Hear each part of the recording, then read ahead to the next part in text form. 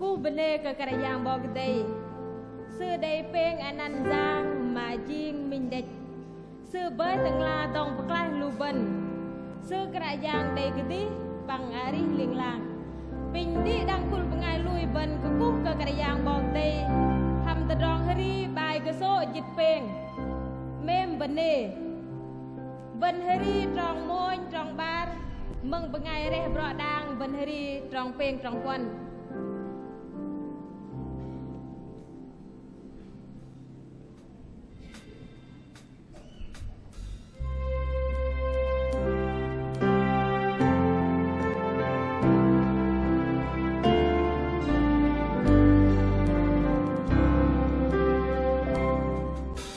Hãy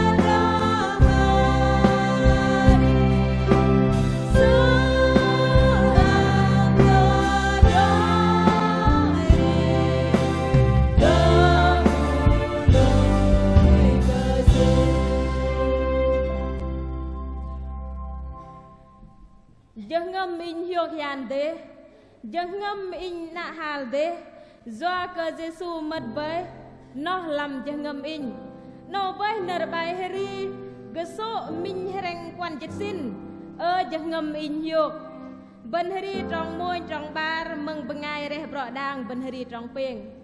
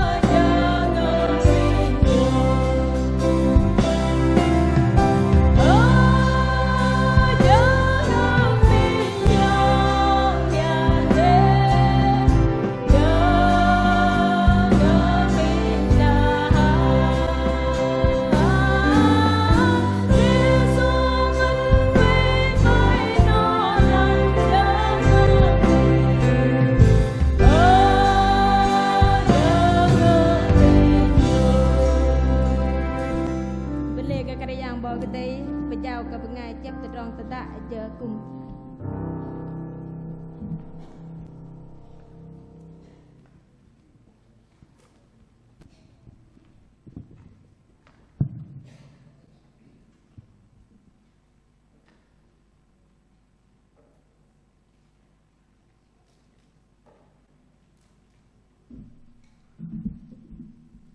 làm chuyện nào vẫn về từng hạt tài hạt tròn cả bên vạ mất làm trong cung vạ cả bên để trong cao khan để Đức Chúa Trời ở cùng và ban phước. Chương trình Bồi Linh chiều hôm nay xin trân trọng kính mời mục sư Bùi Tên cầu nguyện khai lễ.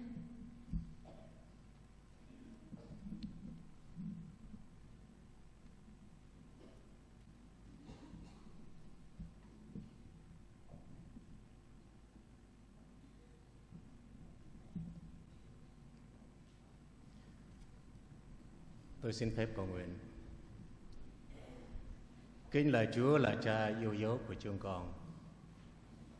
Chúng con tạ ơn Chúa vì Đức Chúa Trời của chúng con là đấng đời đời hôm qua ngày nay không hề thay đổi, là đấng chúng con đáng tôn thờ và thờ phượng Ngài. Chúng con tạ ơn Chúa vì Chúa đã ban ơn cho hội đồng Bùi Linh phụ nữ của khu vực Ba Na diễn ra từ buổi sáng đến buổi chiều hôm nay thật phước hạnh. Chúng con tạ ơn Chúa. Chúng con cảm ơn Ngài vì Chúa đã yêu thương chúng con và ban cho chúng con một của Ngài đã xuống thế gian này chịu chết và chết thay cho chúng con và cứu chúng con ra khỏi thế gian tối tăm này và đưa chúng con vào nước sáng láng của Ngài. Chúng con thật tạ ơn Chúa rất nhiều. Tạ ơn Chúa vì Chúa đã ở cùng chúng con trong sự thờ phượng Chúa buổi sáng hôm nay qua lời ca tiếng hát của chúng con, và chúng con cũng đã lắng nghe lời của Chúa đã dạy dỗ cho chị em của chúng con. Rất phước hạnh để chúng con biết rằng, để chúng con biết cầm giữ cái môi miệng của chúng con, để môi miệng của chúng con có sự khôn ngoan khi chúng con nói ra và phán với anh em của chúng con. Chúng con tạ ơn Chúa vì chúng con biết rằng chúng con đang đối diện với sự thử thách ập đến mỗi tấm lòng của anh chị em của chúng con. Chúng con biết rằng Chúa luôn luôn ở cùng chúng con, và xin Chúa thay đổi tấm lòng của chúng con để chúng con biết kính sợ Ngài và vâng phục Ngài, luôn luôn có sự khôn ngoan khi chúng con sống với anh em của chúng con trong hội thánh cũng như trong gia đình và xã hội của chúng con. Chúng con cảm ơn Chúa. Buổi chiều hôm nay, Chúa ban ơn cho anh em của chúng con. Trong buổi sáng mọi sự được bình an. Tiếp tục chúng con sẽ thờ phượng Chúa. Buổi chiều hôm nay xin Chúa ban ơn cho người hướng dẫn chương trình là cô Black. Ban ơn trong lời nói có sự khôn ngoan, dẫn dắt hội chúng bước vào sự thờ phượng phải lễ để quy vinh hiển dẫn của Chúa. Tạ ơn Chúa, xin Chúa ban ơn trên ban đánh đàn, ban hát cũng như tất cả anh chị em của chúng con ở ngoài đền thờ cũng như ở trong đền thờ này.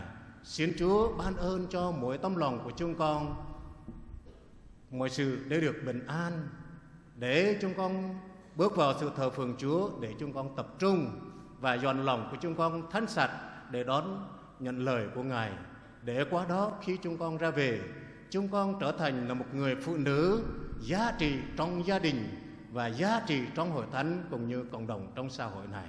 Chúng con cảm ơn Chúa. Đặc biệt xin Chúa ban ơn trên bà mục sư Dương Quang Hòa, ban ơn cho bà mục sư có sự khôn ngoan ban phát lời của Chúa một cách rõ ràng.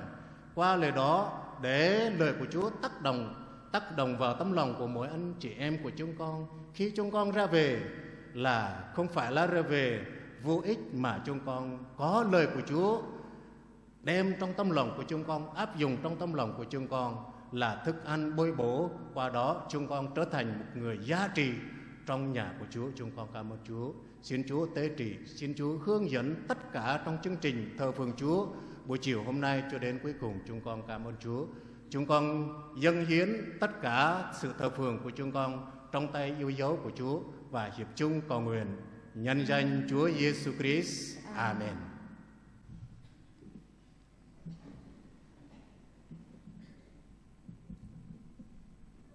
Làm cho nào pin địa đăng vân hạ quay.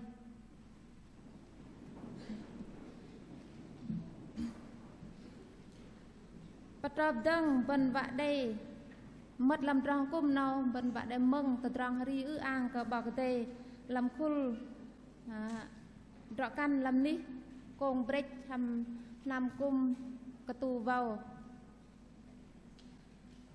cái sổ mà mình làm là và ang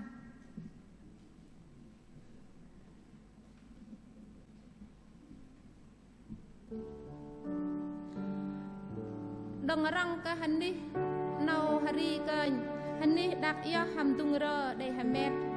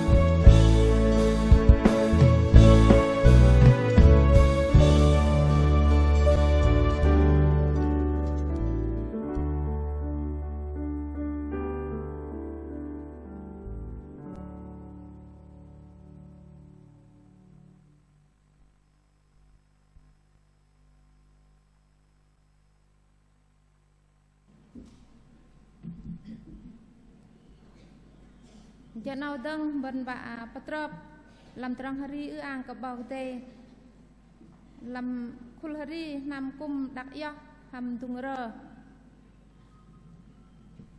cái số minh reng po dịch po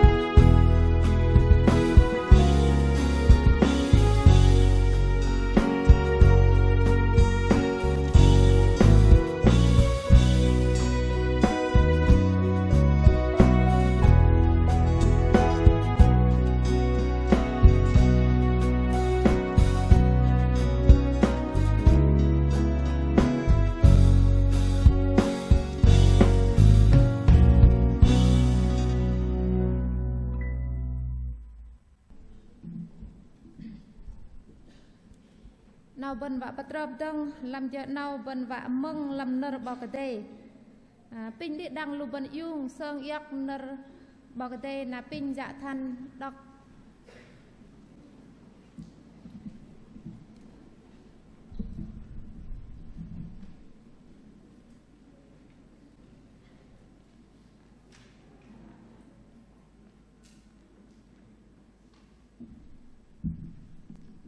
đó luôn cũng mình nè cái bảo tê mình nè cái đi đăng lưu bên giờ phút nào mình nè bảo tê bên phải làm sắp là Samuel mà mình cha mình đừng tròn mình tru tròn chân môi pin bên phải hạt tay nhai hạt tay hàm in pin đọc để mình nu bờ ngày tròn lò đừng play drama thaim su phim làm tới riêng gọi công Ephraim Anan sư Elkana còn rộng lò Jeroham sau Elihu sau Itahu sau Ach sub bờ ngài Adech Ephraim sư đây Banu Akan Minu Anan sư Hana Minu Nai Anan sư Peninia để con hợp lập mà lê Hana ức cờ để hợp lập Rim sơ năm Elkana lệch đừng play sư tóc năm tờ play silo akum cơ cu bằng vạ bờ giờ tầm am soi cờ cạ giang tì lo tờ nó để bát nu còn rong lo heli bre hopni bằng phi nehas pom bọc soi cạ giang narel kana bờ giờ tầm am soi sư class a song minh cờ Penny na akan sư bằng cờ rim nu còn trọn lò còn trọ can sư na sư a song ăn cờ hana bar doa cờ sư hư tế cờ hana malay cả giang ăn cờ sư hờ vong Penny na chợ bằng bờ cài giờ ngâm sư doa cờ cả giang ăn cờ sư hờ vong liên lăng thời nó làm rim sơn nằm rim vất Hana tóc năm tờ nam cả giang Penny na bờ cài làm giờ ngâm tiếng ma Hana nhâm bằng ước cờ song xa Elkana lo sư khan cờ sư Hana doa cờ kia y nhâm hầm doa cờ kia y ước cờ song xa doa cờ kia giờ ngâm y sợ ngon lia y đây in bơi ước cờ gít lo cờ đầy mở chít nu còn rong lò hạ đang cờ lu sư song xa tờ play si lô bơi Hana yung cờ plá nó heli quê ngôi hờ uy cờ pal tàng tọ dễ măng mất tờ nam cả giang Hana chờ ngâm sư rung răng ước cờ xúc sư krao a pin cả giang sư nhâm sợ ngon thế sư pa ma pa cả khan cả giang tì lo tờ ta y lăng mờ nạt cờ đàm trọ can y block bê cờ in nè cờ hiết cờ in đàm trọ can y mà lê cô ăn cờ đàm trọ can y để mình nu còn trọn lò thời ấy in cô ăn cờ sư cờ y cả giang đi chal a đi sư cờ cơ doa ta hờ côi sọc sư bên bay thêm làm tròn ba dịch quan tru tròn ba dịch ngàm tru tờ sư lệ mầm với Hana chung bà con sư năm hờ đại sư bằng cung đuôi bà rờ mò tờ nò bền sơ năm minh e pha tờ bung minh pơm ghét akar si khờ mù sư chung con sư tờ nam cả giang tờ play silo con họ lớp sư nó về lớp lu sư bét bờ lôi rờ mọ nó là chung và họ lớp nó tờ heli bằng khan dòng tờ nga in ari linh làng dòng in bơi bờ ngày đọ căn mà về dâng tờ âu bất nắp y krao a pin cả giang in krao a pin do cờ bờ ngày họ lớp âu cả giang ăn bơi tờ đòn in krao a pin sư na in bờ giờ sư cờ cả giang doa làm đi chal sư ari đang giờ sư nó dinh tờ mam cả dạng bởi cái cờ nó lu sư đáp cờ cú bờ nê cờ cả dạng tận nó bị chào ngày bên trời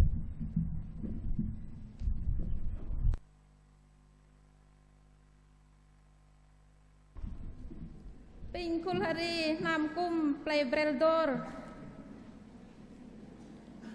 Hosana kra yang tihlah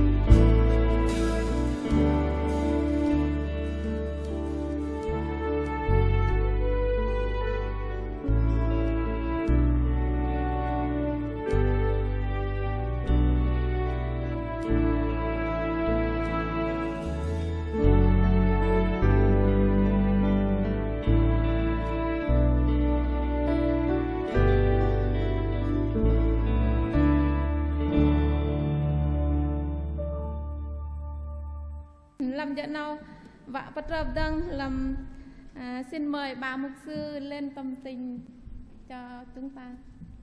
Tình địa đăng Vân Thị Dung.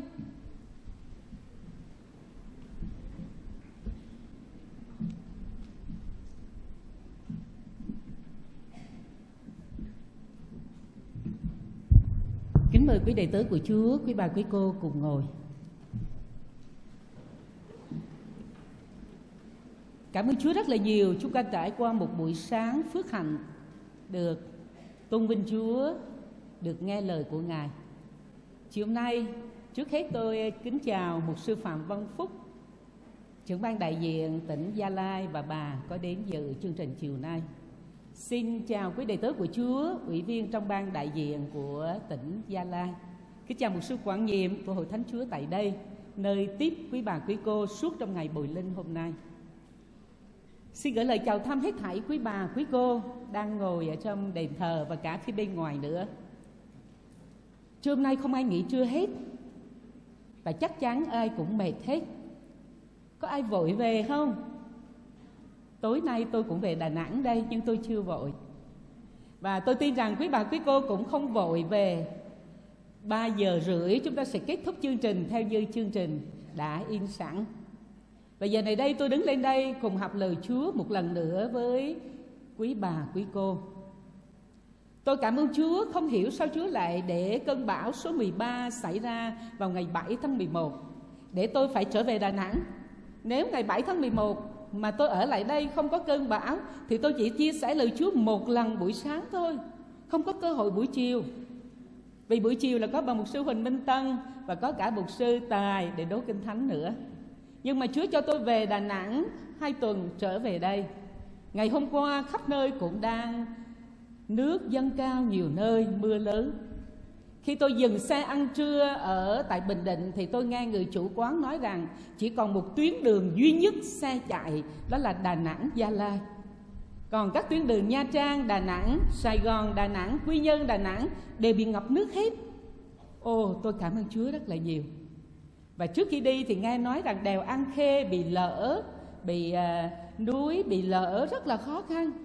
Tối hôm qua tôi gọi về cho mục sư Dương Quang Hòa nhà tôi và tôi nói rằng bình an, không có chi hết, không có lở núi, không có nước, không có gì hết. Và đã lên tới đây rồi. Tạ ơn Chúa rất là nhiều.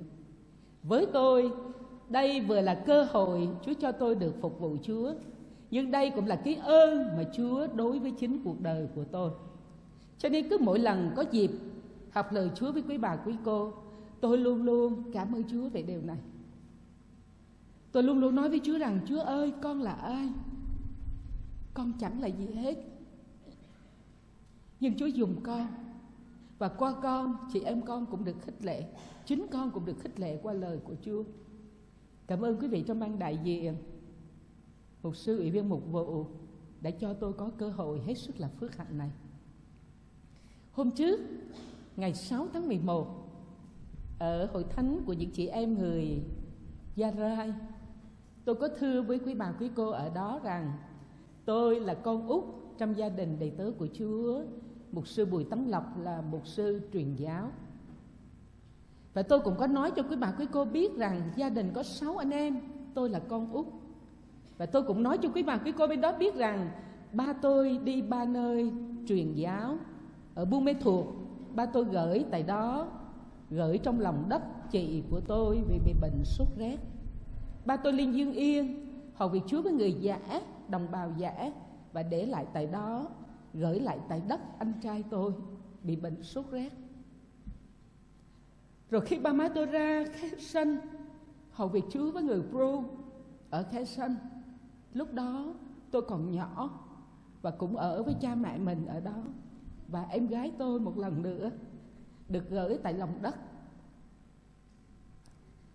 3 nơi hầu việc Chúa,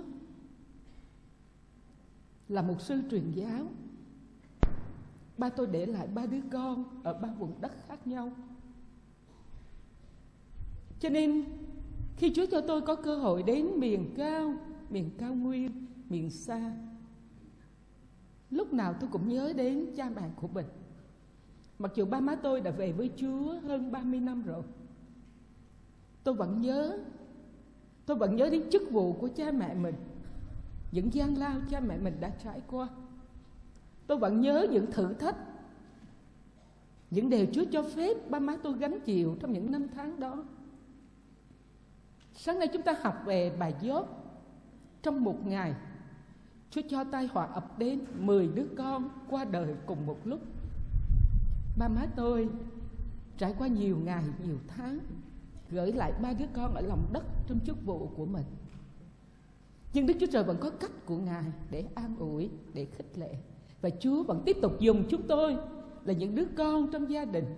Trong gia đình hiện tại của chúng tôi có 6 anh em. 2 anh trai tôi đều hầu việc Chúa. Có 3 chị gái, thì 2 chị của tôi là vợ mục sư, tôi là vợ mục sư. Chỉ có duy nhất một người chị gái của tôi đang là chấp sự ở Hội Thánh Hòa Mỹ tại thành phố Đà Nẵng. Há đó không phải là ơn lớn Chúa đãi ngộ cho ba tôi, cho má tôi hay sao?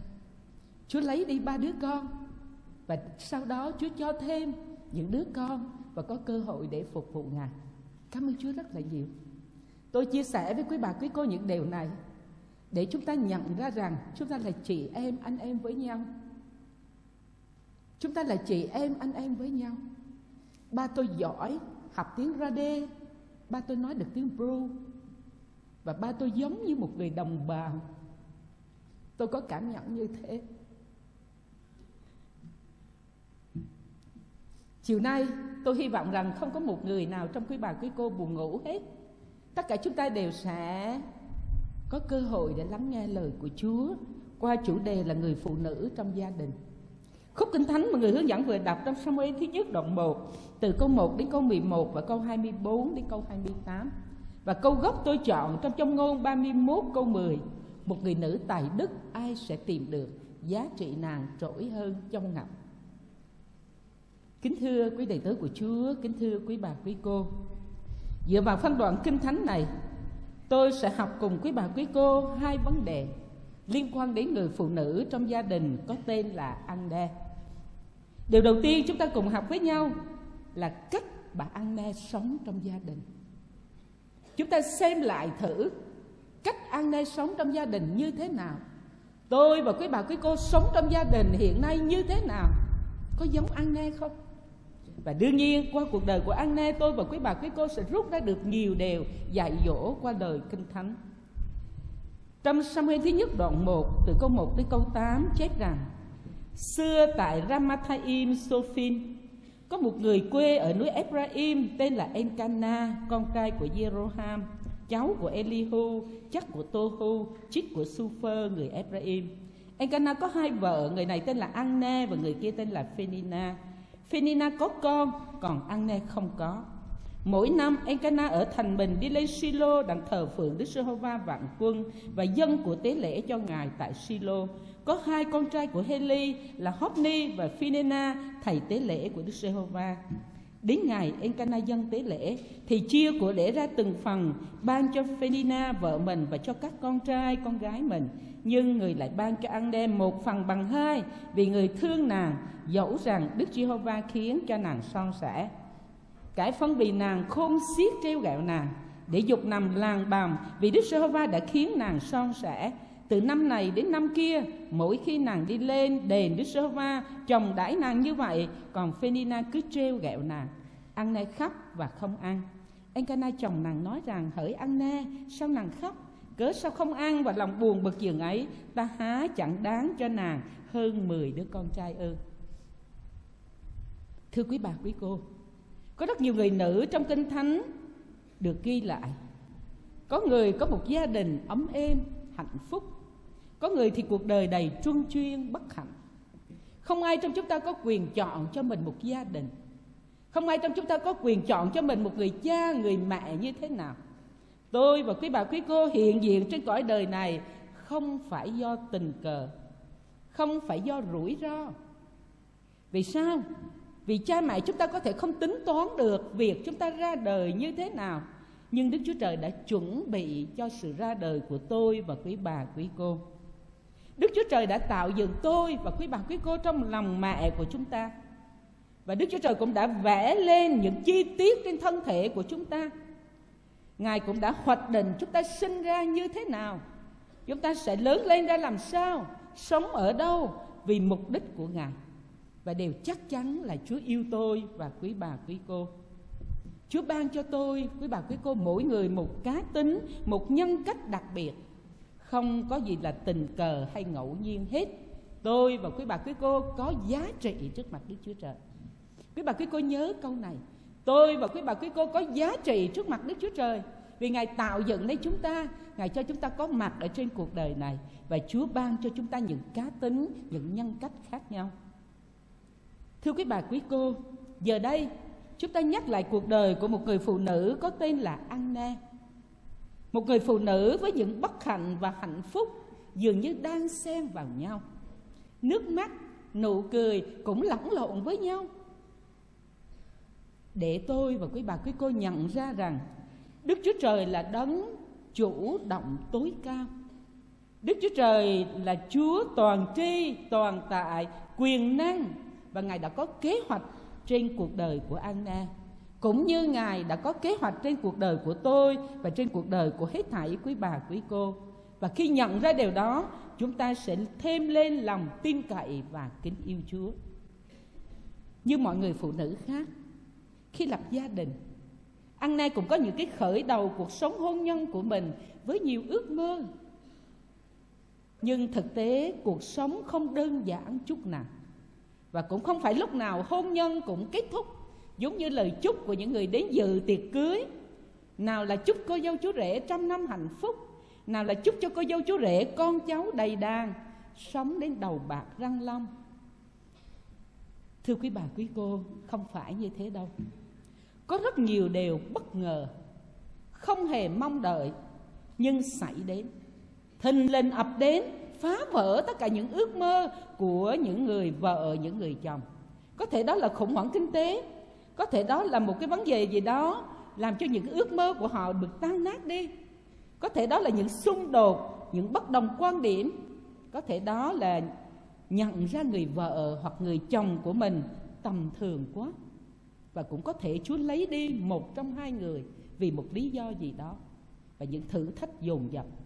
Con cái lớn lên không dạy bảo được, xa cách Chúa. Bản thân vợ chồng cũng không yêu mến Chúa. Có rất nhiều điều xảy ra không hề mong đợi trên nhiều gia đình.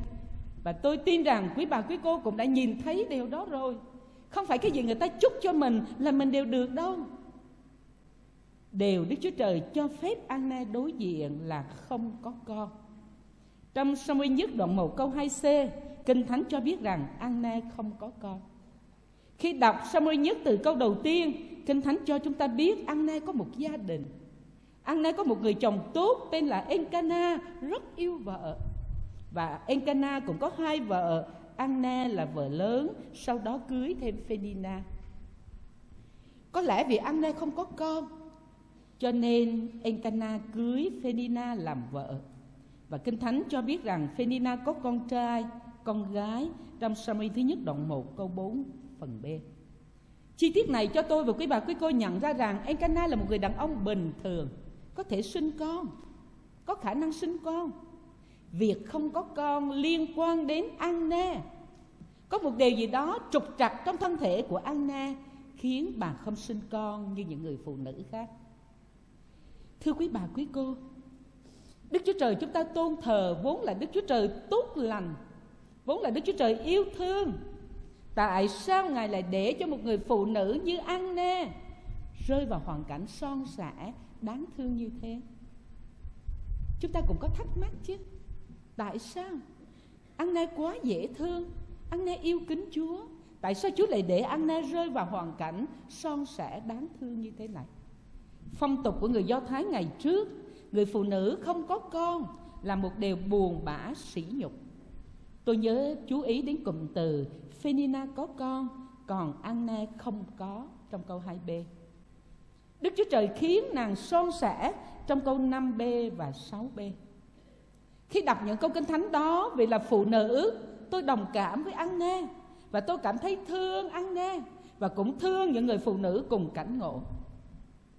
Thưa quý bà quý cô, không ai muốn điều này hết. Nhưng Đức Chúa Trời cho phép điều đó xảy ra. Ngài có lý do của Ngài và chúng ta không hiểu vì sao. Chúng ta đang sống trong một thế giới bất toàn. Tuy nhiên, những kỳ vọng của chúng ta trong gia đình, trong hội thánh, trong xã hội không ngừng gia tăng. Mỗi ngày từ trong gia đình cho đến xã hội có nhiều điều phiền toái lắm, phức tạp lắm, khiến chúng ta bực bội, chán nản.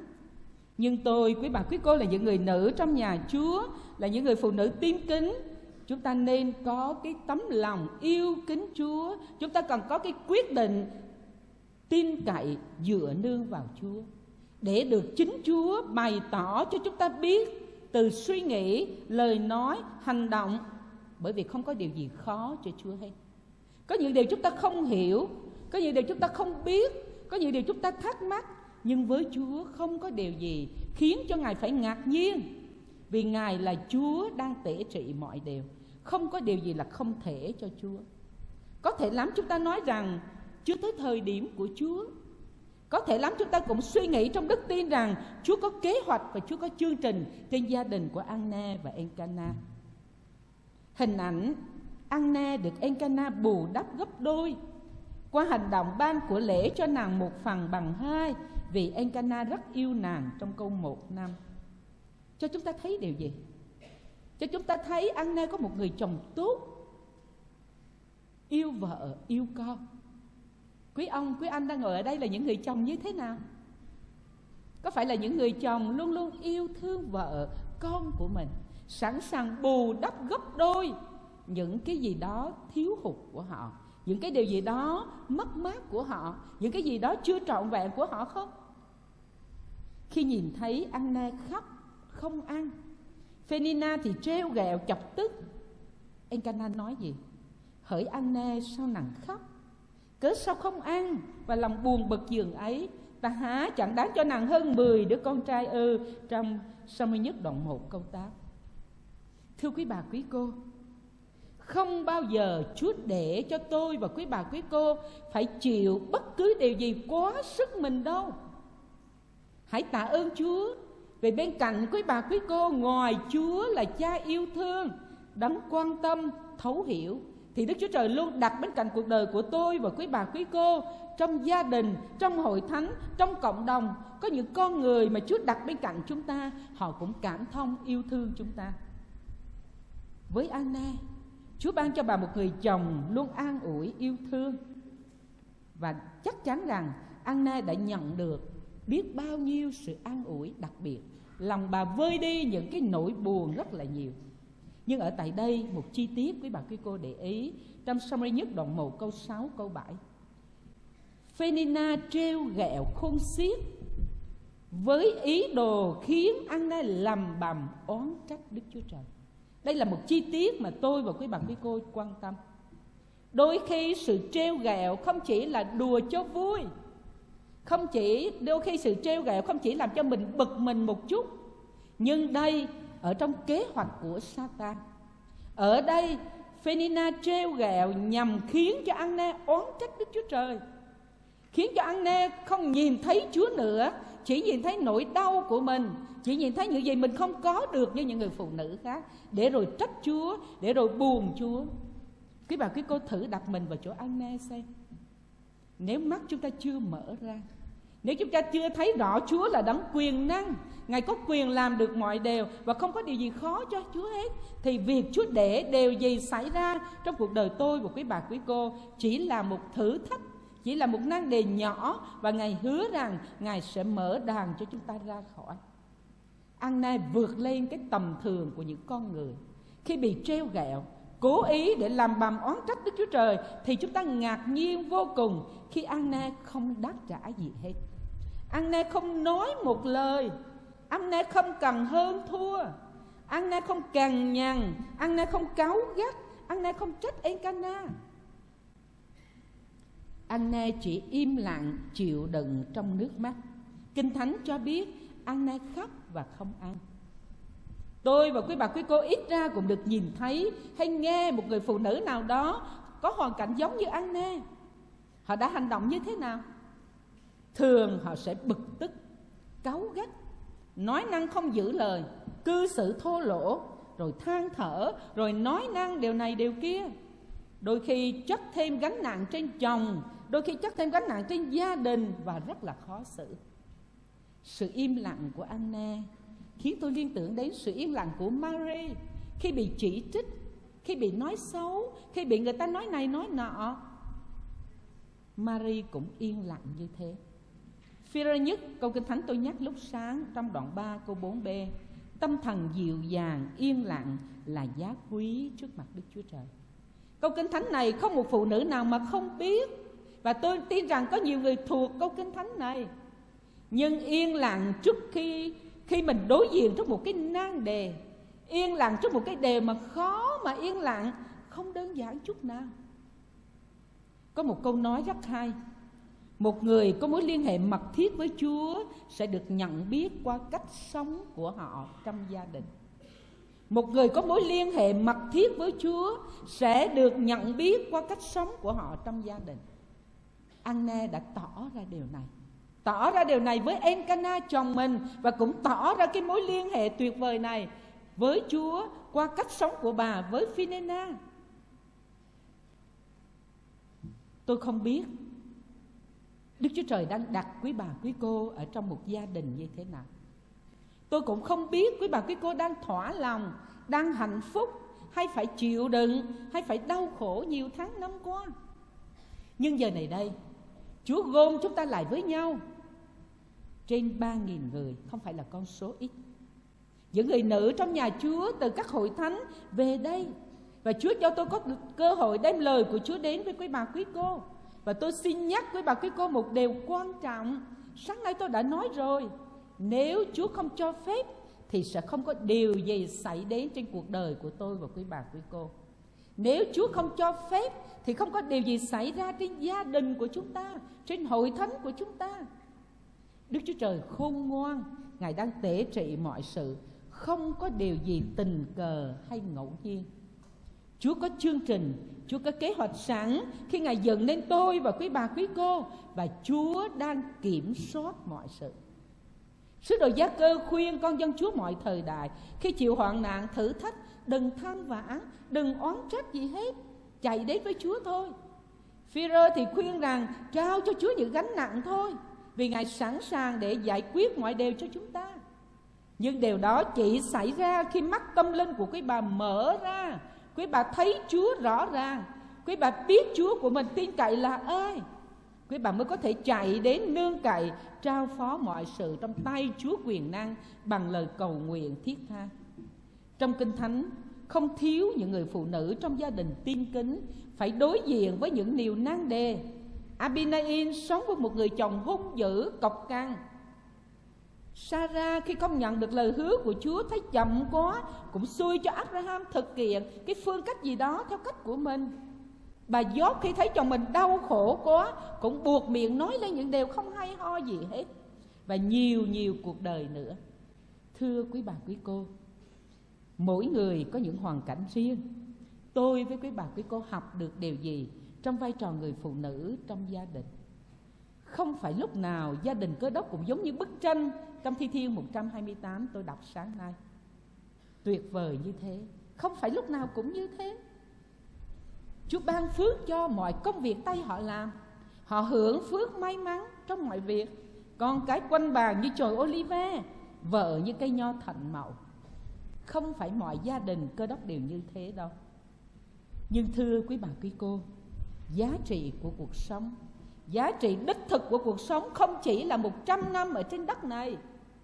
Giá trị đích thực của cuộc sống không chỉ là 100 năm trên đất này, nhưng miên viễn trong cõi đời đời phước hạnh mà Chúa đã chuẩn bị cho tôi và quý bà quý cô là những kẻ thuộc về Ngài. Và khi suy nghĩ điều này, khi mắt chúng ta mở ra hiểu được lời của Chúa thấu đáo, tôi và quý bà quý cô sẽ có cách cư xử với mọi người trong gia đình giống y như cách Anna cư xử với mọi người. Chỉ khi mắt chúng ta mở ra, chỉ khi chúng ta hiểu thấu đáo lời của Chúa thì chúng ta mới có thể cư xử giống như Anna cư xử. Người phụ nữ như thế sẽ được gọi là người phụ nữ tin kính, sẽ được gọi là người phụ nữ trưởng thành về phương diện thuộc linh, sống theo lời Chúa dạy. Câu Kinh Thánh quen thuộc trong Ê-phê-sô đoạn 4 câu 32: hãy ở với nhau cách nhân từ, đầy dẫy lòng thương xót. tha thứ nhau như Đức Chúa Trời đã tha thứ anh em trong đấng Christ vậy. Lâu nay quý vị, quý bà, quý cô có ở với những người chung quanh mình, gia đình mình một cách nhân từ không? Một cách đầy lòng thương xót không? Với những người treo gẹo mình, chọc tức mình, làm khó khăn cho mình, quý bà, quý cô có sống nhân từ, thương xót họ được không? Có tha thứ cho họ được không? Xin Chúa Thánh Linh rờ chạm đến tấm lòng quý bà, quý cô trong giờ này, để những điều gì đó không vui, những điều gì đó khó chấp nhận trong cuộc sống đời thường, những điều gì đó khiến cho chúng ta bị tổn thương, khiến cho chúng ta mệt mỏi, khiến cho chúng ta không chịu đựng nổi, thì giờ này đây Chúa Thánh Linh sẽ chữa lành, sẽ thêm sức cho quý bà, quý cô, giúp cho quý bà, quý cô có thể vượt qua, giống như lời cầu nguyện của đầy tớ Chúa vừa rồi, để khi quý bà, quý cô ra về chỉ còn lời Chúa đi theo quý bà, quý cô thôi. Lời Kinh Thánh quen thuộc nhưng sẽ được nhắc nhở trong suốt ngày hôm nay sẽ đi theo quý bà, quý cô. Không có một nặng nề nào hết, không có một tổn thương buồn bã nào hết, không có một điều gì khiến chúng ta nản lòng hết. Chỉ có một điều là tôi và quý bà, quý cô kinh nghiệm được sự bình an, sự vui thỏa trong danh Chúa Giêsu Christ yêu dấu là Cha tốt lành của chúng ta. Quý bà, quý cô có mong nhận được điều đó không? Tôi tin rằng quý bà, quý cô trở về và sẽ giống như An-nê trong cách chúng ta sống với gia đình, với chồng, với con, với những người thân yêu của chúng ta. Điều thứ hai, tôi mời quý bà, quý cô suy gẫm ở tại đây là cách An-nê tìm kiếm Chúa. Từ câu 10 đến câu 18, câu 24, câu 28, người hướng dẫn đọc cho chúng ta thấy An-nê có cách riêng của bà để bà tìm kiếm Chúa của mình. Thưa quý bà, quý cô, bài học Kinh Thánh của Phụ nữ Tổng Liên Hội dành cho 34 tỉnh thành có cái chủ đề là mắt tôi đã thấy Chúa. Chúng ta cứ nhắc nhau điều này, nhưng nhắc nhau là một việc, nhưng khi quý bà, quý cô được Chúa khải tỏ, mở mắt mình ra nhìn thấy lại là một việc khác. Ngay những câu đầu tiên thì Kinh Thánh nói rằng Gióp là một người ngay lành trọn vẹn, kính sợ Đức Chúa Trời, lánh khỏi điều ác. Quá tuyệt vời. Nhưng đến đoạn 42, đoạn cuối thì Gióp nói rằng trước lỗ tai tôi có nghe đồn về Chúa, nhưng bây giờ mắt tôi đã thấy Ngài. Có nghĩa là những cái trước đó, cái khoảng thời gian trước đó tưởng chừng là chuẩn mực lắm, tưởng là đẹp đẽ lắm, tức là tốt lành lắm. Nhưng mà sau đó, sau thử rèn thì Gióp mới thấy được con người của mình như thế nào, và Gióp mới thấy được Chúa yêu thương của mình ra làm sao. An-nê yêu Chúa lắm, An-nê có mối liên hệ với Chúa và có một gia đình ở trong Ngài. Nhưng Đức Chúa Trời vẫn để cho An-nê son sẻ. Chúng ta không biết An-nê son sẻ trong kéo dài, trong thời gian bà về ở với ông Elcana bao lâu. Nhưng mà rõ ràng rằng khi cưới Phenina có con trai, con gái. Có nghĩa là nhiều năm, nhiều tháng An-nê sống trong gia đình và nhìn thấy Phenina có con trai, rồi có con gái sinh ra hết đợt này đến lần kia. Lời Kinh Thánh cho chúng ta biết một điều hết sức là phước hạnh. Khi An-nê lấy làm sầu khổ trong lòng trong câu 10, thì Kinh Thánh cho biết rằng An-nê lấy làm sầu khổ trong lòng mà cầu khẩn Đức Giê-hô-va, vừa tuôn tràn giọt lệ. Thưa quý bà, quý cô, đây là lúc mà An-nê cảm nhận được nỗi đau lớn quá. Kinh Thánh nói rằng nhiều năm rồi cứ đi lên thờ phượng Chúa tại đền thờ ở tại Silo, đi về được Elcana yêu thương, chăm sóc cho nhiều hơn, yêu thương nhiều hơn và được trêu ghẹo nhiều hơn. Và lần này đây Kinh Thánh cho biết rằng An-nê sầu khổ lắm, bà chạy đến với Chúa. Lần này đây bà mới nhận biết rằng không thể cứ như thế rồi trở về, không thể cứ như thế chịu đựng rồi ra về, rồi sang năm lại tiếp tục cái câu chuyện này. Một điều kỳ diệu đã xảy ra. An-nê tuôn tràn giọt lệ trong lòng và cầu khẩn Đức Giê-hô-va. Có thể thử thách càng ngày càng lớn hơn, chất chồng nhiều hơn từ năm này đến năm kia, khiến cho An-nê nhận ra một điều rằng tại sao mình không chạy đến với Chúa. Có một chỗ để cho mình nương dựa, có một chỗ để cho mình phó thác, có một chỗ để cho mình tin cậy, tại sao mình không chạy đến. Và lần này đây, trong chuyến lên Silo để thờ phượng Đức Chúa Trời, An-nê nhận biết Chúa một cách cá nhân. An-nê gần gũi thân mật và một cách sống động với Chúa yêu thương của mình. Anna nhận ra rằng Chúa luôn luôn ở bên cạnh cuộc đời của mình, luôn chăm sóc mình, và Ngài yêu mình lắm. Chúa hiểu thấu tấm lòng của mình, cho nên Anna quyết định chạy đến với Chúa, trút đổ hết cho Ngài. Có một chi tiết rất là lạ. Anna không hỏi ý kiến Elkanah. Anna không tìm kiếm Elkanah trước, hỏi ý kiến Elkanah rồi mới chạy vào đền thờ tìm kiếm Chúa. Không, Anna chạy đến với Chúa, tự bà quyết định chạy đến với Chúa. Ê-phê-sô đoạn 3 câu 20 bản hiệu đính chép như thế này: Đức Chúa Trời chúng ta tôn thờ có thể làm trỗi hơn bội phần điều chúng ta cầu xin hoặc suy tưởng. Cảm ơn Chúa. Đức Chúa Trời chúng ta tôn thờ có thể làm trỗi hơn bội phần điều chúng ta cầu xin và suy tưởng.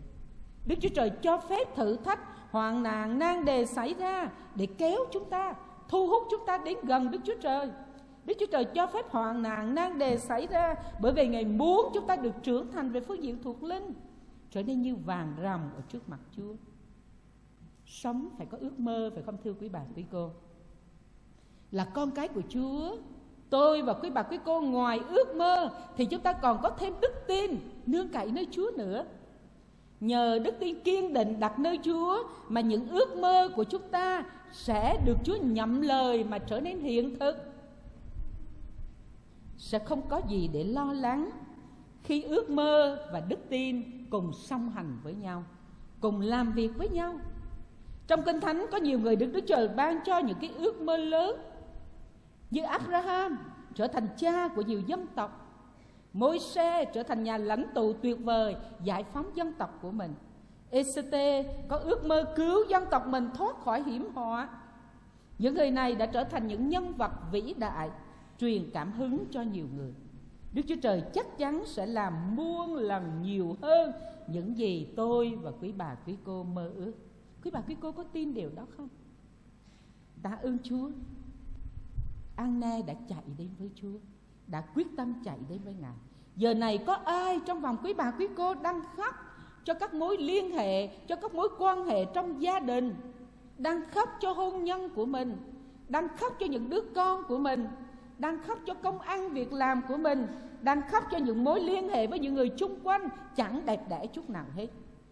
Có ai trong vòng quý bà quý cô đang hoàn toàn mất hy vọng, mọi thứ trở nên tồi tệ vô vọng? Chúa Giêsu đang chờ quý bà quý cô. Chúa Giêsu đang chờ đợi quý bà quý cô, và Ngài khích lệ quý bà quý cô rằng hãy trao mọi điều lo lắng đó, hãy trao cả những ước mơ canh cánh bên lòng quý bà quý cô đó. Hãy đem đến với Chúa cái con người thật của chính mình, con người với gánh nặng ở trên vai, con người với những mệt mỏi trong tâm trí. Chúa Giêsu hứa rằng Ngài sẽ ban cho quý bà quý cô được yên nghỉ. Ngài mở lối để chúng ta bước ra một cách nhẹ nhàng, và chính Đức Chúa Trời hứa rằng sẽ săn sóc, sẽ gánh thay những gánh nặng cho chúng ta. Anna chạy đến với Chúa. Anna nói với Chúa rằng: ôi Đức Giê-hô-va của vạn quân, nếu Ngài đói xem nỗi sầu khổ của con dân Ngài, nhưng nhớ lại nó không quên và ban cho con đòi Ngài một đứa trai, thì tôi sẽ phú dâng nó trọn đời cho Đức Giê-hô-va, và dao gạo sẽ chẳng đưa ngang qua đầu nó. Sa-muê nhất đoạn 1 câu 11. Lòng tin cậy, ước mơ, sự mong đợi, trao phó qua lời hứa nguyện của Anna dường như đang xen với nhau trong lời cầu nguyện thiết tha bà dâng lên cho Đức Chúa Trời.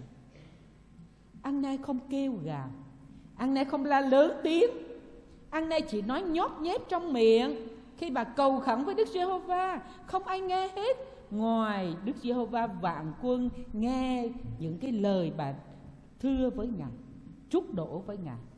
Anna một mình tìm kiếm ra mắt Chúa. Như tôi nói lúc nãy, Anna không hỏi ý kiến Elkanah. Bà Anna có quyết định riêng cho mình. Dù là phụ nữ vốn yếu đuối, nhưng Anna đã âm thầm nhưng cương quyết mang cái nỗi niềm riêng dâng trình lên cho Chúa kính yêu của mình. Cảm ơn Chúa. Khi thầy tế lễ Hê-li hiểu chuyện thì ông lại khích lệ Anna. Ông khiến cho lòng bà càng mạnh mẽ, càng kiên định hơn. Có bao giờ quý bà quý cô có những quyết định riêng của mình như thế không? Có rất nhiều người phụ nữ không dám quyết định, không mạnh mẽ để quyết định một điều gì đó, bất bất cứ điều gì cũng đi hỏi người này, bất cứ điều gì cũng đi hỏi người kia. Quý bà có nghe cái cụm từ bàn ra chưa? Nói ra, bàn ra chưa? Đôi khi chúng ta đến nói với ai một cái câu chuyện hết sức là quan trọng, những điều chúng ta mong ước, những điều chúng ta cần nương cậy nơi Chúa. Gặp cái người đức tin còn yếu đuối, chưa trưởng thành, người ta sẽ nói thôi, tìm tới người này nè, chắc chắn hơn. Tìm tới người kia kìa, chắc chắn hơn.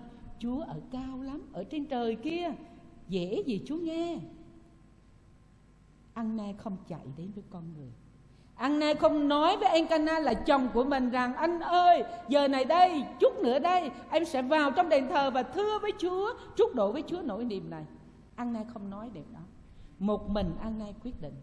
Tôi khích lệ quý bà quý cô, đương nhiên trong gia đình vợ chồng phải bàn bạc với nhau, nhưng có những cái việc rất là riêng, rất là cần thiết, rất là cấp bách của chính cuộc đời mình, của con cái của mình. Quý bà quý cô, ngoài việc cầu nguyện chung với chồng của mình rồi, thì nên tìm kiếm những giây phút riêng tư, quyết tâm, mạnh mẽ, kiên định chạy đến với Chúa. Nói với Chúa, trút đổ với Chúa những điều ước mơ của mình. Đức Chúa Trời hứa rằng Ngài sẽ ban cho tôi và quý bà quý cô tâm thần mạnh mẽ, chứ không phải là tâm thần nhút nhát. Đức Chúa Trời hứa điều đó. Và xin Chúa giúp cho tôi, quý bà quý cô, Anna nhận ra đấng bà tôn thờ là ai. Anna có mối liên hệ với Chúa sâu đậm. Anna có đôi mắt tâm linh được Chúa khải tỏ. Bà biết rằng Chúa của mình là đấng như thế nào. Và cái sự hiểu biết cá nhân quan trọng lắm, thưa quý bà quý cô. Nếu ai trong quý bà quý cô chưa có mối liên hệ cá nhân với Chúa thì phải làm lại, phải tái xác lập lại điều đó đi. Có mối liên hệ cá nhân với Chúa. Bởi vì mối liên hệ cá nhân với Chúa sẽ giúp cho quý bà quý cô dám trả giá, sẽ giúp cho quý bà quý cô dám hy sinh mọi điều giữa cái cuộc sống đầy áp lực này. Việc mối quan hệ riêng tư với Chúa, sự hiểu biết Chúa một cách cá nhân, khiến quý bà quý cô sẽ giữ được lòng trung tín với Chúa giữa những bận rộn trong gia đình của mình, giữa những bận rộn trong cuộc sống của mình. Chính mối liên hệ cá nhân với Chúa sẽ giúp cho quý bà quý cô xem nhẹ những điều tầm thường, mà chú tâm vào những điều tốt lành mà Chúa muốn chúng ta phải để mắt tới, chú mắt tới. Chúa Giêsu khích lệ con dân Chúa mọi thời đại: hãy xin sẽ được, hãy tìm sẽ được, hãy gõ cửa Chúa sẽ mở cho. Xin sẽ được, tìm sẽ gặp, gõ cửa Chúa sẽ mở. Và Chúa cũng khích lệ trong Giê-rê-mi đoạn 33 câu 3 rằng: hãy kêu cầu ta, ta sẽ trả lời cho. Chúa không chỉ trả lời những việc nhỏ bé tầm thường, mà Ngài nói rằng những việc lớn và khó là những việc vượt quá sức của tôi và quý bà quý cô. Cảm ơn Chúa. Sa-muel nhất đoạn 1 câu 19 đến câu 20. Đức Giê-hô-va bèn nhớ đến Anna. Đức Chúa Trời ban cho Anna thọ thai và sanh một con trai, đặt tên là Sa-mu-ên, mà nói rằng: tôi đã cầu xin nó nơi Đức Giê-hô-va. Rồi khi Sa-mu-ên dứt sữa, Anna đem con lên đền thờ ra mắt Đức Giê-hô-va, và Sa-mu-ên ở đó luôn luôn. Tôi rất thích cái câu cuối ở trong Sa-mu-ên nhất. Anna nói rằng bà cho Đức Giê-hô-va mượn đứa bé này. Bà cho nó, Chúa mượn đứa bé này để nó được ở trong nhà của Chúa. Tấm lòng của Anna, mối liên hệ mật thiết của Anna với Chúa, cái lòng tin cậy của bà dành cho đấng bà tôn thờ. Và cộng thêm Anna có một điều tốt nữa là người phụ nữ biết giữ lời hứa với Chúa. Có rất nhiều người trong vòng quý bà quý cô, và có thể trong những người nam nữa, chúng ta cầu nguyện với Chúa thiết tha, xin Chúa điều này, giải quyết điều kia, mang đến cho chúng ta điều nọ, và hứa với Chúa nhiều điều, nhưng có khi chúng ta không giữ lời hứa nguyện. Anna dâng Sa-mu-ên khi bà chưa có một đứa con nào nữa hết, chứ không phải là bà có thêm một đứa con nữa rồi bà đem dâng Sa-mu-ên. Không, bà đem dâng Sa-mu-ên chỉ vì bà hứa với Chúa rằng khi nào đứa bé dứt sữa, tôi sẽ đem nó lên đền thờ và dâng nó cho Đức Chúa Trời. Tôi cho Đức Chúa Trời mượn nó. Anna giữ lời hứa với Chúa. Đây là điều quan trọng. Đức Chúa Trời không tiếc điều gì với tôi và quý bà quý cô hết. Nhưng nên nhớ một điều, khi chúng ta hứa với Chúa điều gì, đừng quên hoàn nguyện. Tạ ơn Chúa. Một cái kết thúc tuyệt vời Đức Chúa Trời dành cho Anna. Anna xứng đáng nhận điều đó. Thật đúng như lời Kinh Thánh trong câu gốc Châm ngôn thứ 31 câu 10 mà tôi chọn ở tại đây. Một người nữ tài đức ai sẽ tìm được, giá trị của nàng trỗi hơn châu ngọc. Một người nữ tài đức ai sẽ tìm được, giá trị nàng trỗi hơn châu ngọc. Tôi tin rằng ở bên dưới đây, ở trong nhà thờ và phía bên ngoài hành lang kia, ở ngoài sân, phía trước, phía sau, có nhiều người nữ tài đức đang ngồi ở tại đây. Có nhiều người nữ kính sợ Chúa đang ở tại đây. Có nhiều người nữ có mối liên hệ cá nhân với Chúa thật là phước hạnh, và cũng đã kinh nghiệm những điều Chúa ban cho chính mình, cho gia đình của mình. Tôi tin qua lời Kinh Thánh, Chúa Thánh Linh sẽ vận hành trong tâm trí, trong tấm lòng quý bà quý cô. Đức Chúa Trời của chúng ta tôn thờ ở trên trời cao kia, nhưng Ngài cũng thật gần gũi. Và trong đức tin, khi mắt chúng ta mở ra, mắt tâm linh chúng ta mở ra, tôi và quý bà quý cô sẽ có cái kinh nghiệm rằng sẽ nắm được tay Chúa kính yêu của mình, nắm được tay Chúa của chúng ta, nắm được tay Ngài và nói với Chúa rằng: Chúa ơi, con cần Chúa trong cuộc đời của con. Chúa ơi, con cần Chúa. Chúa ơi, con cần sự thương xót, sự thăm viếng của Ngài. Con đang cần sự nâng đỡ của Chúa cho đời sống của con, để từ trong gia đình, ngoài xã hội, trong hội thánh, con sẽ là người phụ nữ ích lợi cho công việc của Chúa. Đức Chúa Trời đã, đang và sẽ dành sẵn những điều tốt lành cho tôi và quý bà quý cô. Chúa đang tể trị mọi sự, và Chúa của chúng ta là đấng công bình toàn hảo. Chúa không bao giờ để bất cứ thử thách nào quá sức chúng ta đâu. Quý bà quý cô nên nhớ điều đó. Không có điều nào quá sức. Nhưng mà Chúa hứa rằng Ngài sẽ mở đàn cho chúng ta ra khỏi, để chúng ta có cơ hội dâng lên Chúa lời tạ ơn. Quý bà quý cô có ao ước mình giống An-nghe trong vai trò của một người vợ mạnh mẽ, kính sợ Chúa không? Quý bà quý cô có muốn mình giống An-nghe trong vai trò một người mẹ luôn cầu nguyện và chăm sóc, hướng các con mình đến sự hầu việc Chúa không? Quý bà quý cô có muốn mình giống An-nghe trong vai trò một người phụ nữ kính yêu Chúa, có mối liên hệ mật thiết với Chúa, và là một người nữ trung tín với Chúa trong mọi lời hứa của mình không? Nếu quý bà quý cô sống được một đời sống như thế, nếu quý bà quý cô sống được một cuộc đời cơ đốc như thế, thì tôi tin chắc rằng Chúa sẽ vui lòng, và Ngài sẽ không tiếc bất cứ điều gì cho quý bà quý cô. Quý bà quý cô sẽ nhận lấy dư dật những phước hạnh mà Kinh Thánh nói rằng không xiết kể từ lời hứa của Chúa ban cho cuộc đời của quý bà quý cô. Điều quan trọng chúng ta ao ước và chờ đợi trong kỳ bồi linh này là Chúa mở đôi mắt tâm linh của chúng ta ra. Khi Chúa mở đôi mắt tâm linh của chúng ta ra, trước hết chúng ta sẽ thấy mình không ra chi hết. Chúng ta thấy mình còn kém thiếu lắm, chúng ta chưa làm được điều gì hết, và chúng ta càng cần cậy nhờ vào Chúa nhiều hơn. Và chỉ khi mắt tâm linh chúng ta mở ra thì chúng ta mới cần Chúa nhiều hơn, yêu Chúa nhiều hơn, nương cậy nơi Chúa nhiều hơn. Cũng chính là lúc mà Chúa trút đổ những điều phước hạnh trên cuộc đời của tôi và quý bà quý cô. Cảm ơn Chúa vì thì giờ suốt ngày hôm nay. Tôi cứ tưởng là quý bà quý cô mệt nhọc lắm, sẽ buồn ngủ. Nhưng mà tôi đứng ở trên này nhìn xuống và thấy quý bà quý cô nghe lời của Chúa một cách chăm chú. Tôi lên Gia Lai và sẽ có hai điều chắc chắn tôi nói lại với thành phố Đà Nẵng. Điều thứ nhất là cái số lượng phụ nữ ở trên hội thánh Chúa tại đây. Ở hội thánh của người Kinh đó, ban phụ nữ toàn những người lớn tuổi. Dường như những người lớn tuổi mới là vào ban phụ nữ, còn những người trẻ tuổi là ở với thanh niên, ở với tráng niên. Nhưng ở đây khi lên ban hát, điều đầu tiên tôi thấy và rất là ấn tượng, các em còn trẻ lắm, rất là dễ thương, ở tuổi thanh niên, ở tuổi thanh tráng, đứng với ban phụ nữ hát ngợi khen Chúa. Đây là điều tôi phải đem trở về và nói để khích lệ các bạn trẻ, những người nữ, thanh niên, thanh tráng trong thành phố Đà Nẵng tham gia với ban phụ nữ để hát ngợi khen Ngài.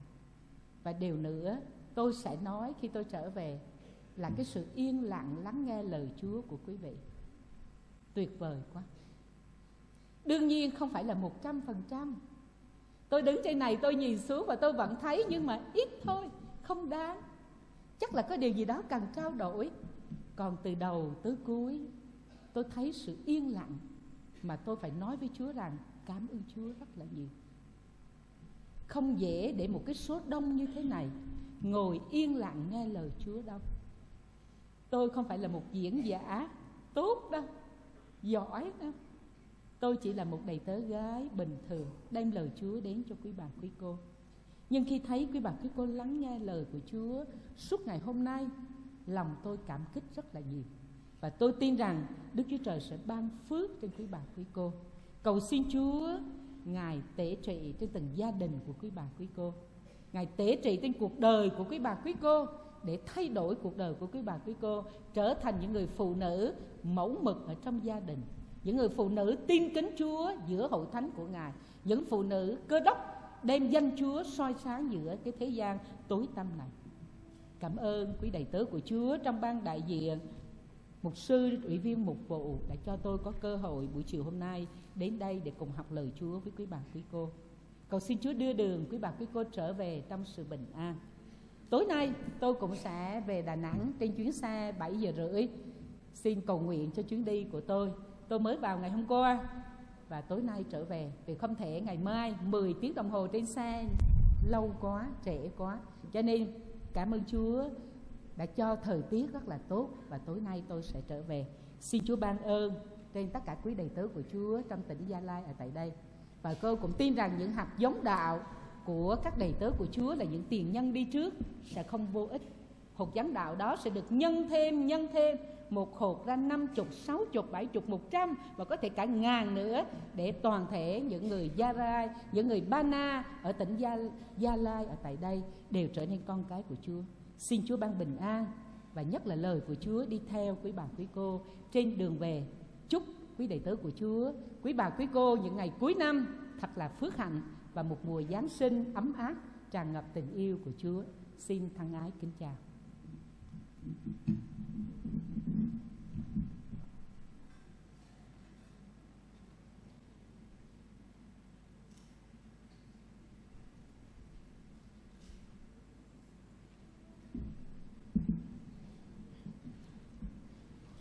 Làm chuyện nào vấn đề các cái giang để ăn nuôi vân để mừng cái tầng nở cái giang bạn để doa dạ vật thọ sự cùng để tập lọc để tập lang vân làm nở sư cùng để tôm ma là làm chuyện nào và cả đây loài nở cái giang quay làm cho ngầm vân nó pin dạ dao sự tóc cao khăn tạo.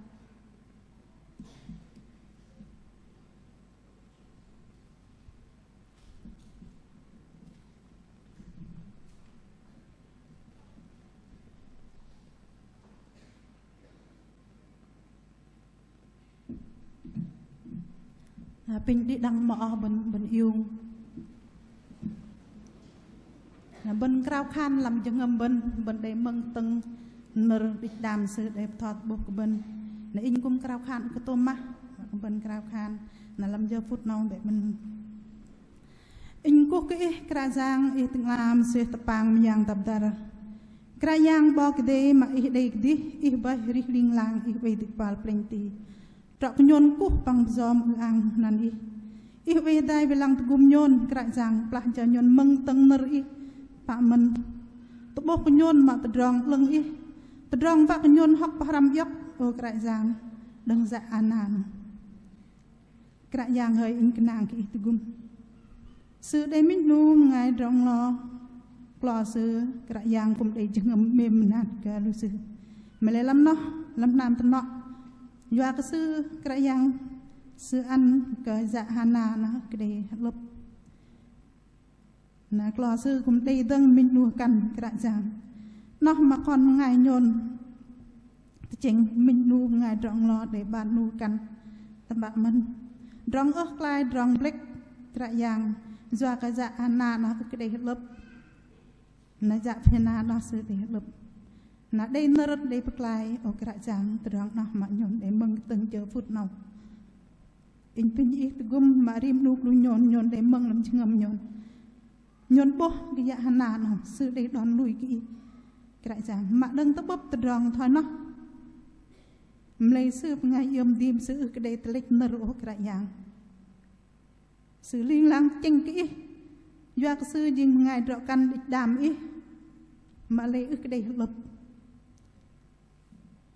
nàng cũng đây nơ clay đây nơ bầm mà thợ ao thợ to sư ở black mà lấy sư để tê lịch nơ sư cái yang đừng nói sư bước hầm ý do cái sư đòn lui cái yang sư đây tiếng bật nạp ý lấy sư cao khan cái nó sư đây từ rong pran tàng đừng làm cho ngầm sư lui nghe cái gua đong gum sư cái yang nề cái còn một ngày nhân chừng ở bạn bộ từ rong thỏi nó nhon ức kệ mà lấy ý bộ làm cho ngầm sư sư cao khan ức đây từ lịch nở sư đi cho ngầm cao khan cái yang từ rong cao khan sư nhầm mà lấy thoi lấy hiếc ô cái đại giang nó mà lấy sư định chứng ngầm sư cao khan tới bực hầm ý để ăn cái sư cái đại giang ý cũng tao tân đi tôi biết nó là sư cặp la đây từ rong thoi nó chứng ngầm sư rung răng bạc ô cái đại giang này từ đây từ rong chứng ngầm sư rung răng nó sư bực hầm ý mà nu hầm ý cao khan pin ý sư chính đích đam ý ngày rõ căn sư đây rong ớt sắc ngon chủ nuôi thọ nó sư pin ít gum sư nó đừng nở sư đừng đây làm chừng ngầm lưng tập sư đừng làm chừng ngầm đòn lùi sư cả giang sư nàng kỹ ít bố còn một ngày nhôn từ rong hơi nhôn về tu rùm mình từ đã ức đây thọ nó nhôn chanh trội chọc cái ít cả giang mà lấy giờ phút nào bố ra ana nó sư ngay rõ căn để chừng ngầm lưng bật sư bắt đi yom cái mà sư tự bước hầm ít đi chừng ngầm sư cao khan thằng nó bố làm chừng ngầm sư để từ rong cái đại giang mình bố chừng thôi nó cái đại giang còn một ngày nhôn ức cái mà lấy ta nhôn cái nàng cái thôi lấy dạ hana nó ý cùng go tự cùng dòng nhôn mình cái đại giang bảo đi sư pin ý cái giang sư chính minh nu ngày địch đam rõ căn ý mà lấy sư linh lang cái nàng ý và cái ý block cái sư nó nhon mê cái ý về đại về lang gồm sư ý cùng tơ vin nở sư cái giang đừng nóc sư để các bật nạp ý sư đây lớp sư cả bật nạp ý mà rút cái sư bật cầm mầm sư vợ biar cái ý vợ giang rong ý cái dạng bố trong nó bạn mình lùi nhôn cùng dinh ngày bữa mẹ cái dạng còn lập lùi nhôn mà đừng tiếc câu chăn lùi nhôn về tu mình kệ rít lắm nam nó ở đây thôi sư nó trong mà ít bố nhôn và nhôn cơ bơm kiệu cái nợ ý cái dạng cái nàng cái nhôn để măng tầng nợ ý mà đừng chờ ghê hay cái dạng trong plong trúc có bọc job thôi nó mà lấy bọc job sự cái đây chụp job sự bên lui cái nàng cái nó làm giờ phút cái sợ nâu cái giang nâu làm Samuel mà muôn đừng chal minh mà tròn dịch muôn cái giang lăng làm tròn bàn dịch pon cái giang nó mà đây mà bơm cái tí câu cái giang và cả đây đòn lui cái thoi dạ hana nó cái nàng làm tròn xem giang hoa lưng về tay về lăng cung tròn rít làm nam tân nọ cái giang khan với làm arp đất cái giang hơi chả bên dịch môi làm tròn dịch một ngày rõ căn giờ mà bắt đi xong một ngày rõ căn nó mà chính gít thoi châm mong cái giang in bơi cái gồm rim nụ lu nhon mà lu nhon về tận nạp in nó mà lấy bố lu mà lu nhon nó nhon hơi đang để doa lơ làm tệ đạt nó ta nhon đây rong nhon đây rong ngon bắt nạp in nhon ước vật bực không in nhon về lăng tới cái điện thoại nó nợ doan khăn chia sẻ nó vẫn ước vạ cả bức hâm ít mà lấy nó về tới bức và khăn roi cái lâm tệ đạt roi cái đây lớp ngày bật cái đại giang ấy tôi cũng mỏ nó nhon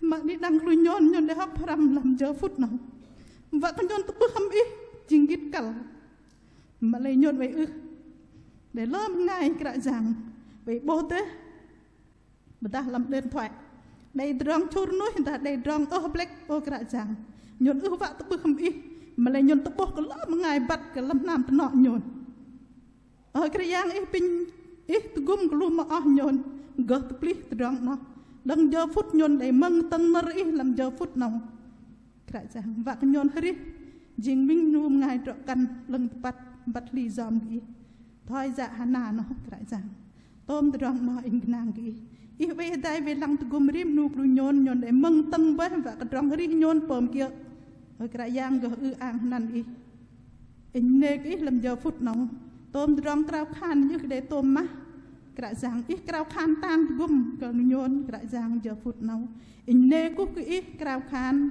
doa nan ít cái giang Jesus Christ amen pin mà bên ôi đây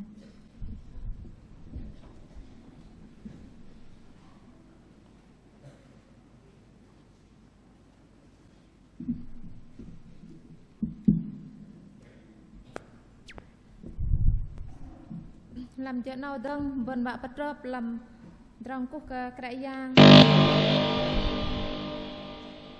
hầm nợ hari nào pin khul hari nằm cung đè rừng cái số sư minh hẹn trao dịch ngam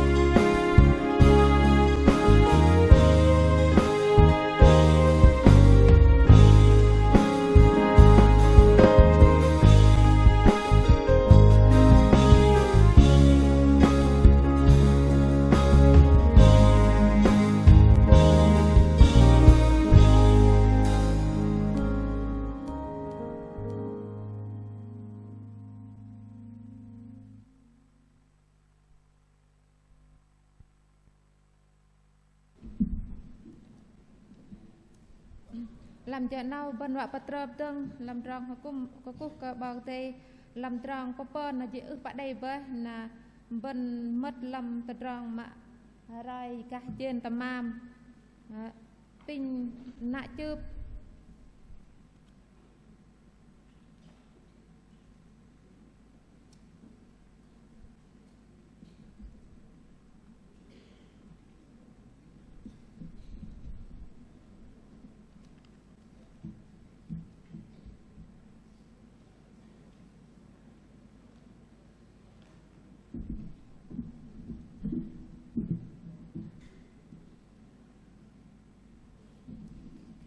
Jano ben bene ke kerajaan bogte ham yong ben Yesus Kristus pang bene ke nu bog tho pang lam kul bengai dokan lam tering jalai ben dei keteng terang wa ing wa dok del benประกอบ hatai terang wa hukum no mak deng dung aki bet nar mung bai ki na ben bạc hành cho bơi để tròn kia là bút nô bên bắt trap tầng vinh cầm bả roi tròn bên nộp nè đằng rim nam cung nè bên cầm bát đằng rim nam cung nè pơ chít rau triu peng heng rau chít bầu nè bên bây giờ nè nâu nè đâm chít triu đâm heng bar đâm bầu na kong pedi na min reng bar jitro tiu ngam reng ngam jitambo min reng bar jitro tiu ngam reng ngam jitambo na ben huat na ben huat na dro pa jit ba tiu dam reng dam jitbo pa jit ba tiu dam reng dam jitbo dang ai ve đi na dam jit pon tiu peng reng peng jitambo đam dịch quan triệu peng reng peng jitambo bên bề cái bò tê về tại từ cung bên làm tôm từ tròn trang bò tê cả từ tròn bây giờ đã tròn từ cung cũ nô do cái bên bắt bò tê tập bạ là bên bậc cấp thái nô bên cái ly cái kề bên bề bò tê từ cung và cái bò tê tu thêm ăn rim nu cái nam cung rim nu kul mai rõ căn bên và hadrin lo từng in bên bò tê đi tầm nào giờ bây giờ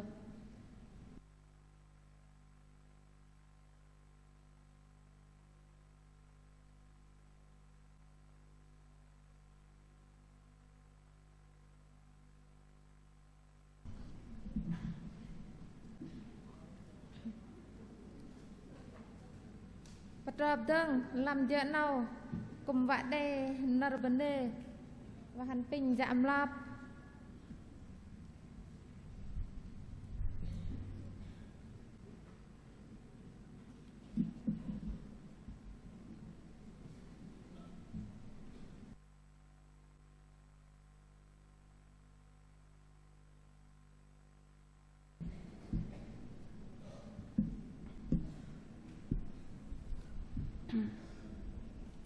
cuộc vấn đề các bậc đây nó bên nọ tôi giờ cùng mình và vấn đề các bậc đây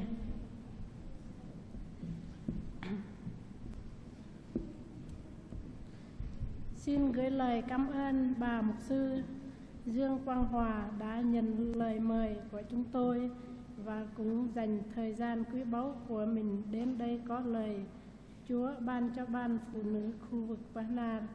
Chúng tôi rất cảm ơn và cũng đồng thời xin gửi lời cảm ơn mục sư Hanh, ủy viên tổng liên hội mục vụ Gia Lai.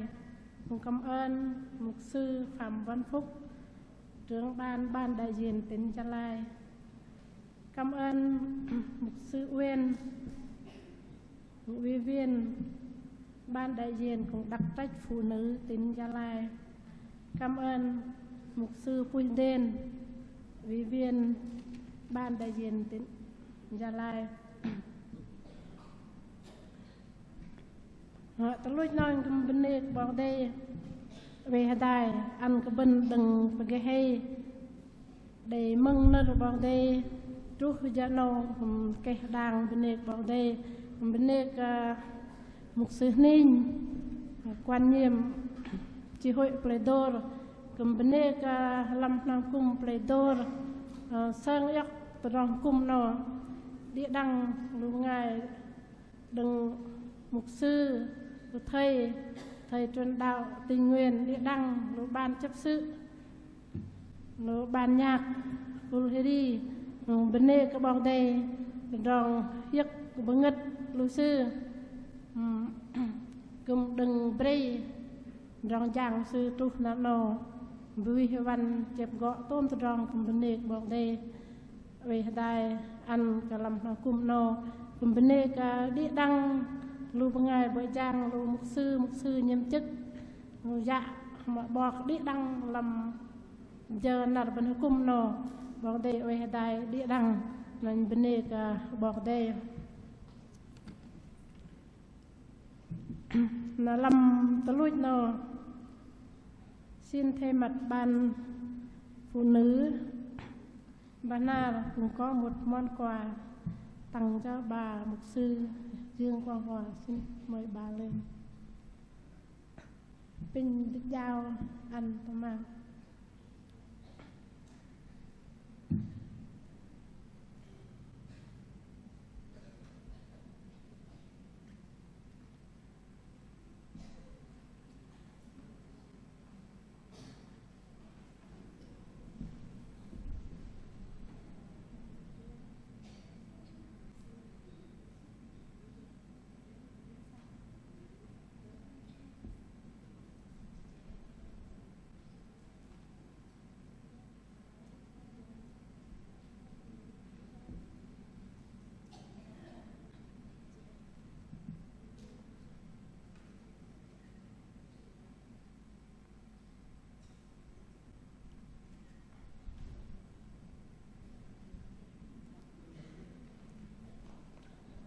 Xin Chúa ban ơn thêm sức cho bà mục sư trên đời sống phúc hạnh sống cũng như chức vụ hầu việc Chúa của ông bà mục sư. Xin thân thành cảm ơn. Nó bên này bọn đây về đài đi đăng rong giang bên rong cung nào nó đăng từ cái hay tu giờ nó cái đi bên này cả bọn đây.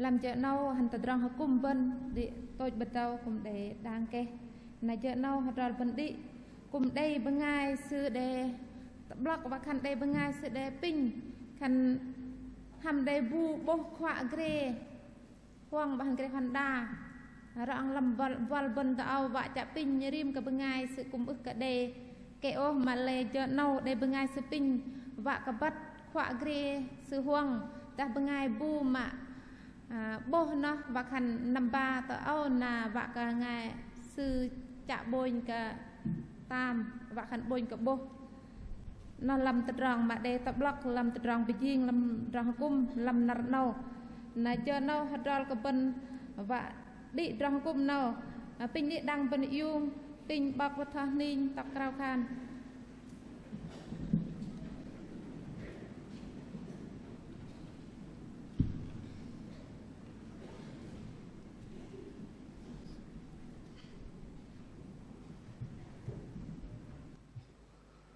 Pin bên đài hôm in mình ra khán pin bọc để về đài bên chặt chuột làm cái dạng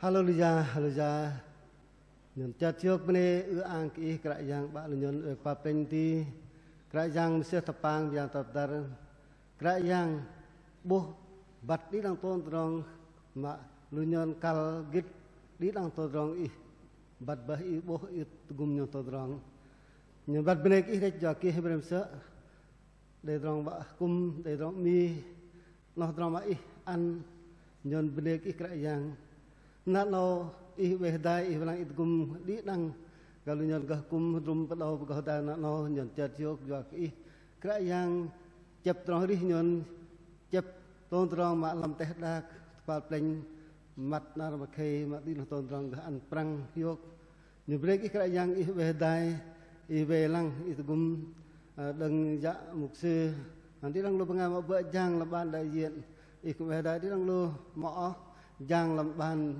điều hành làm gia lai cũng đi đang lo pengamat buat jang tang làm trường bát nar break cái về đài ăn cả đi đang kinh có terus nyon de drong kum de drong ku ang đồng bề hay ăn tôm rong gờ nục noa hiệp lưng nyon cục tăng mương dari vợ từ gum đi đang lo mỏ cầm bắt cờ drong hri bọc job hri thay ô cái yang bahan api ăn drong gleh tru chỉ ăn drong mak pun hiệp noh drong mak vợ cờ đi nyon bắt bene ki mang bắt cờ tôm rong gleh tru hanat cái lệ nyon bene ki bề đai lang sợ no nyon cục tăng mương dari về đài vợ cờ đi mỏ nhưng cục tăng drong mak ăn dạ hana thay drong risi bắt chạy drong risi lưng tôn drong risi bắt lùi cái nàng tôn drong là drong risi ở cái tóc dọc mà vợ pama kubu nó cái yang Malaysia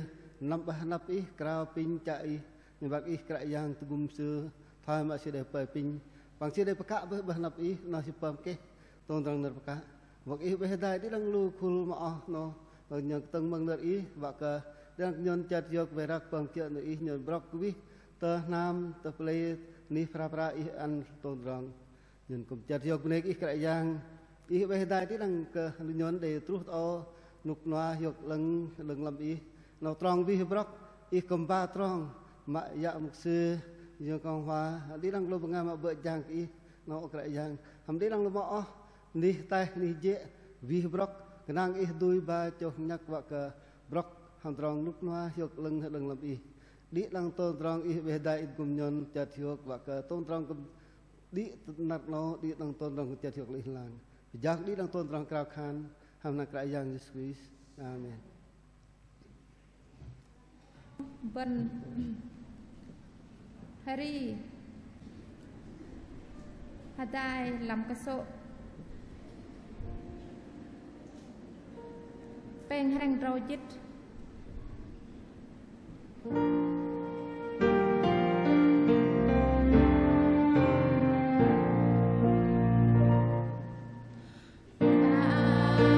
kênh Ghiền Mì Gõ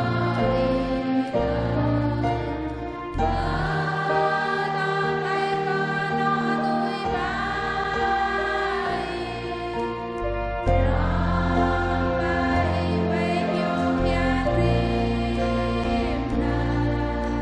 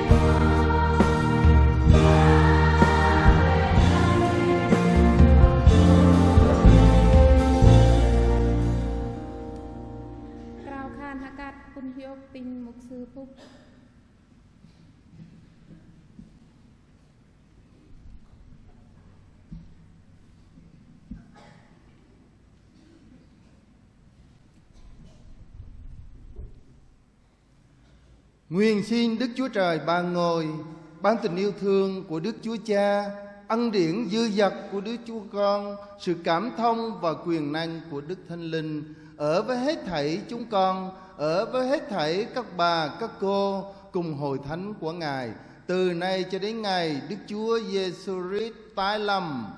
Amen.